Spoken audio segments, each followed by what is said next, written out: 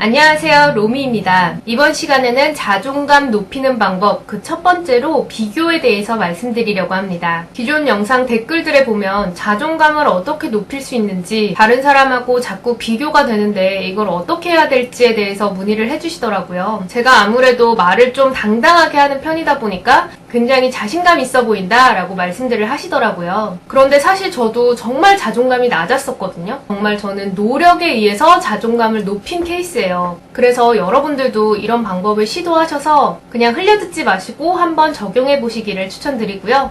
일단 우리나라는 비교하는 게 굉장히 익숙한 문화죠. 이거에 대해서 얘기하자면 끝도 없는데 정말 짧게 얘기해서 시험 점수에 의해서 누구는 1등, 누구는 10등 이런 식으로 다 등수가 매겨지죠. 근데 그렇게 남들하고 비교해서 내가 몇 번째다라는 거에 익숙해지다 보니까 남과 나를 비교하는 게 그냥 자연스러운 생각의 흐름이 되어버린 거예요. 근데 사실 정말 그게 무의미한 게 그 기준 자체가 잘못된 것들이 많잖아요. 우리가 살아가는 데 있어서 반에서 몇 등 했는지 그거에 의해서 삶이 다 정해지는 거 아니죠. 사실 그 기준도 학교에서 배운 그 교과목들을 잘한다고 해서 더 똑똑한 것도 아니고 기준은 정말 다양하게 있을 수 있는데 우리들이 보통 생각하는 기준은 학벌, 키, 외모, 재력 이런 겉으로 그냥 보이는 것들에 대해서 기준을 세우고 비교하게 되죠. 특히 숫자로 보여지는 항목은 비교하기가 굉장히 쉽잖아요. 너무 우리가 그동안에 익숙해져 왔던 그 기준들을 좀 다양화할 필요가 있어요. 내가 남들보다 못나라는 것만 자꾸 생각하다 보면 계속 자존감이 낮아질 수밖에 없거든요. 그래서 내가 뭔가 잘하는 거 사소한 하나라도 자꾸 찾는 게 중요해요. 내가 이 동아리에서 이거를 잘했어.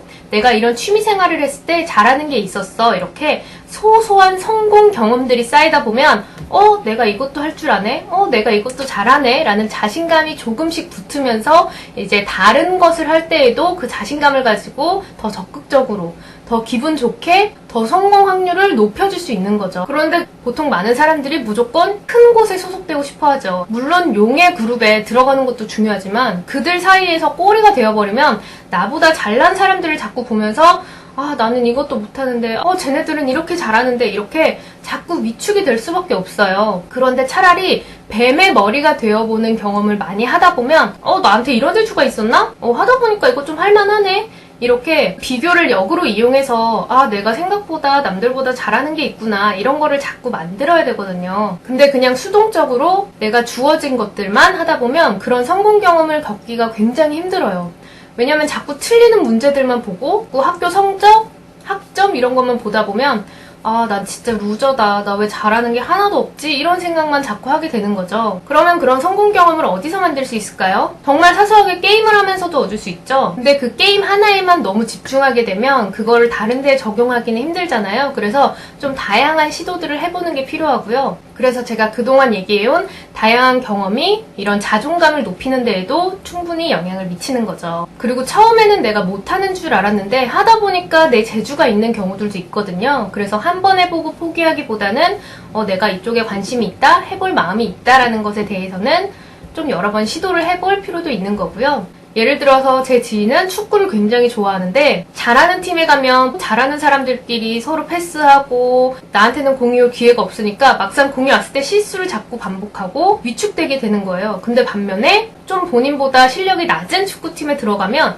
본인이 막 날아다니니까 오히려 알려줄 수도 있고 본인이 굉장히 잘한다는 칭찬을 받아서 훨씬 더 성과가 좋게 난다고 하더라고요. 이것처럼 똑같은 분야라도 어떤 사람들하고 있느냐에 따라서 내가 나 이거 잘하네 라고 할 수도 있고 나 이거 못하네 라고 할 수도 있겠죠. 그래서 처음부터 그 분야에 너무 뛰어난 사람들하고 하는 것보다는 그냥 초보자들끼리, 중급자들끼리 그렇게 비슷한 출발선에 있는 사람들끼리 모여서 시도를 하다 보면 내가 처음 시작한 거 치고 내가 잘 모르는 거 치고 이렇게 잘하는구나. 내가 들인 노력에 비해서, 들인 시간에 비해서 내가 재능이 있구나라는 걸 발견할 수가 있겠죠. 근데 우리가 다양한 걸 시도해보지는 않고 나 학교 공부해봤는데 나는 명문대 갈 성적 아니야.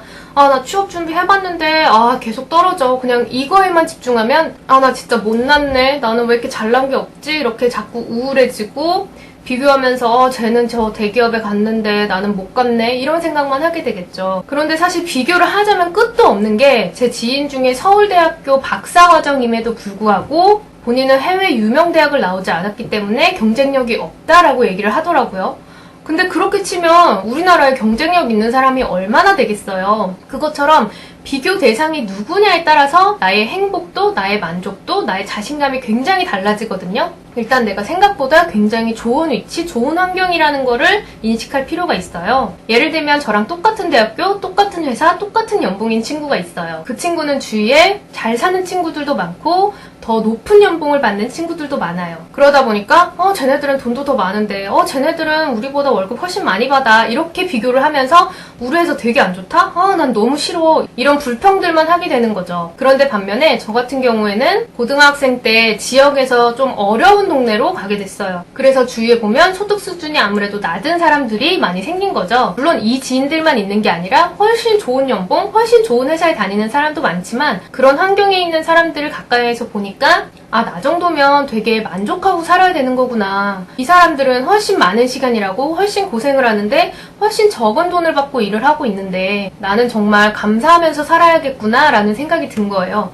비교의 대상이 다르다 보니까 만족도가 완전 달라진 거죠. 그래서 사람들이 자꾸 봉사활동을 하라고 말을 하는 게 나보다 어려운 상황에 있는 사람들을 보면서 내가 안전한 곳에서 살 수 있는 게 정말 큰 행복이다라는 걸 말로만 들으면 꼰대 소리 한다 이렇게 되잖아요. 저희 아빠도 저 어릴 때 자꾸 북한 애들은 굶고 있는데 너는 밥을 남기냐, 아프리카 애들은 얼마나 배고픈데 막 이런 얘기들을 하면 꼰대 저 무슨 소리 하는 거야 이런 생각 들잖아요. 나랑은 전혀 와닿지 않는 얘기들. 그런데 그게 직접 내가 봉사활동을 가보고 내 주위에 어려운 사람들이 있고 내 주위에 아픈 사람들이 있고 그런 걸 보고 나면 내가 되게 감사해야 하는 상황이구나 이런 것들을 알게 되더라고요. 내가 만약에 저런 환경이었었다면 훨씬 힘들었을 텐데 내가 훨씬 좋은 환경으로 와서 되게 감사해야겠다. 내가 이 정도 환경에서는 좀 더 노력하면은 훨씬 더 많은 걸 얻을 수 있겠다. 내가 지금 환경에 감사하면서 노력하면 훨씬 더 잘 해낼 수 있겠구나. 이런 생각들을 할 수 있게 된다는 거죠. 이렇게 비교 때문에 힘들었다면 비교의 기준을 다양화하는 것 하나,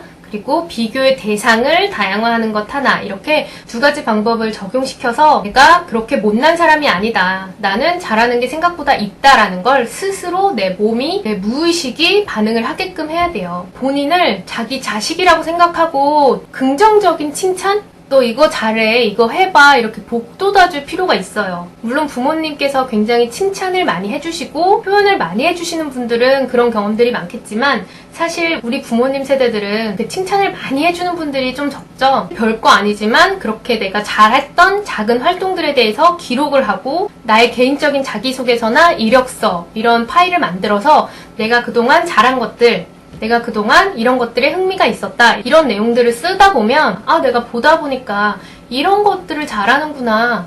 내가 이런 데에 자질이 있네. 나중에 이런 걸 살려봐도 되겠다. 이렇게 진로나 나의 적성으로 발전을 시킬 수도 있는 거고 꼭 어떤 거를 찾아서 뭔가 직업으로 활용하지는 않는다 하더라도 내가 이거는 잘하잖아. 회사는 먹고 살기 위한 도구로 내가 월급을 받기 위해서 다니는 거지만 나는 내 자아실현은 주말에 할 거야. 이거 활용해서 취미생활 이렇게 꾸며서 내 취미생활 이 레벨에서 적어도 이 정도는 해야겠다. 이런 식으로 나의 스트레스를 해소하고 나의 자존감을 키워가는 방법을 바꿀 수 있는 거죠. 사실 꼭 무언가를 남보다 잘해야만, 무언가를 이뤄내야만 자존감이 생기는 건 아니에요. 그런데 우리나라는 워낙에 비교 문화가 익숙하니까 차라리 그 비교를 역으로 활용을 해서 나의 자존감을 조금씩 쌓아보라고 말씀드리는 거고요. 내가 나의 자존감을 키우기 위해서 나의 아이를 돌본다고 생각하고 그래 수고 많았어. 너 이런 것도 잘하고 이런 것도 잘해. 너를 좋다고 하는 사람들도 이렇게 있었어. 사람들은 누구나 다 단점이 많은데